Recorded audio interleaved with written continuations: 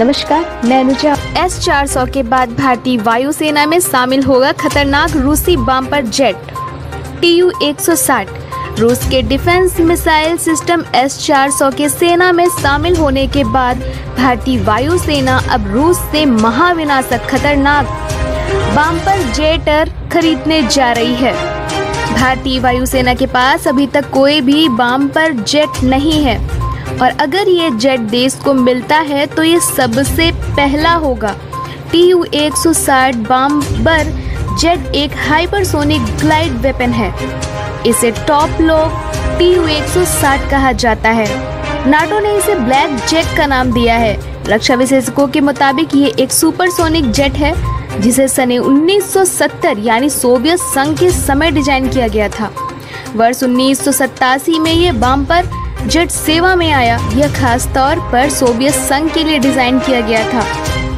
Tu-160 के पूरे बेड़े को कई बार अपग्रेड किया गया है। किसी देश की वायुसेना में बॉम्बर वह एयरक्राफ्ट होते हैं जो दुश्मन के इलाके में चुपचाप बम गिराकर वापस आ जाता है। मसलन इसके शामिल होने से कश्मीर में बालाकोट जैसी एयर स्ट्राइक करने में आसानी हो सकेगी। इस बॉम्बर एयरक्राफ्ट का वजन 1.10 लाख किलोग्राम है। इसकी ऊंचाई 43 फीट है। विमान के टेक ऑफ करते समय इसका वजन 2.75 लाख किलोग्राम तक पहुंच जाता है। इस बॉम्बर जेट को 4 वायु सैनिकों का क्रू उड़ाता है।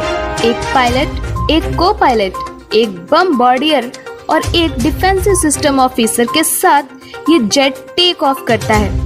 युद्ध के समय इसकी कॉम्बैट रेंज 2000 किलोमीटर होती है, जिसे सबसोनिक गति में बढ़ाकर 7300 किलोमीटर किया जा सकता है। यह अधिकतम 52,000 फीट की ऊंचाइयों तक उड़ सकता है।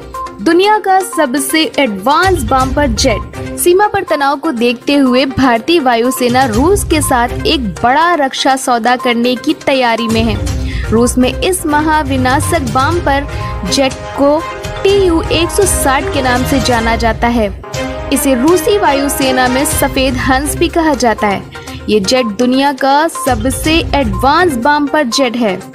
जंग के मैदान में इसे देख दुश्मन के पसीने छूट जाते हैं। इसे हासिल करने का मतलब वायुसेना की ताकत को दुगना बढ़ाना है। रूस के साथ S-400 और हाइपरसोनिक वेपन टेक्नोलॉजी की डील के बाद इस रक्षा सौदे से दोनों देश और नजदीक आए हैं। अभी तक हालांकि दोनों देशों की तरफ से इस पर कुछ भी नहीं कहा गया है। Tu-160 के अपग्रेडेड वेरिएंट को पहले Tu-160M2 के रूप में भी जाना जाता था। अब इसे Tu-160M का नाम दिया गया है।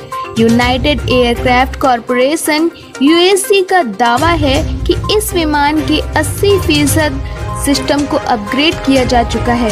UAC के जनरल डायरेक्टर यूरी स्लीसार ने बताया कि Tu-160 विमानन उद्योग में सबसे बड़ी और सबसे ऊंची तकनीक वाली परियोजनाओं में से एक है। UAC ने बताया कि नया Tu-160M 1960 फीट से अधिक की ऊंचाई पर उड़ाया गया और लगभग 30 मिनट तक हवा में रहा। पायलटों ने हवा में विमान की स्थिरता और नियंत्रण की जांच की। यह विमान आधुनिक एवियोनिक्स, रडार और कम्युनिकेशन सिस्टम के साथ लैस है। इतना ही नहीं, यह बॉम्बर न सिर्फ बम बल्कि मिसाइलों को भी लंबी दूरी तक दागने में सक्षम है। आपसे रिक्वेस्ट है हमारे चैनल को सब्सक्राइब करें, बेल आइकन प्रेस करना ना भूलिए और वीडियो को लाइक और शेयर जरूर कीजिए।